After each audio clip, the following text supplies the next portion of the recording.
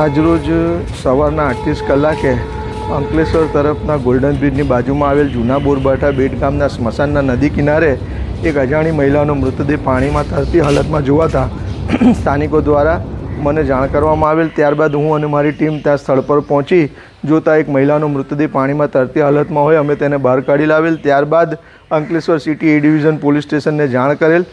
ત્યારબાદ અંકલેશ્વર સિટી એ ડિવિઝન પોલીસના પોલીસકર્મીઓ ત્યાં ઘટના સ્થળે પહોંચી મૃતદેહને અમે બહાર કાઢી લાવ્યા બાદ તેને પીએમ અર્થે ગળખોલ પીએસસી સેન્ટર ખાતે લઈ જવામાં આવેલ।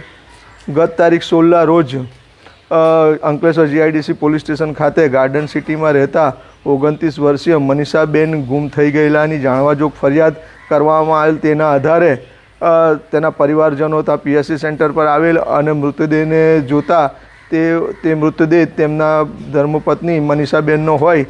મનીષાબેન જયાબેન મોદીની અંદર તબીબ તરીકે કેન્સર ડિપાર્ટમેન્ટમાં ફરજ બજાવતા હતા અને તારીખ 16ના રોજ ઘરેથી ભરૂચ મિત્રના લગ્નમાં જાઉં છું તેમ કહીને ગયેલ।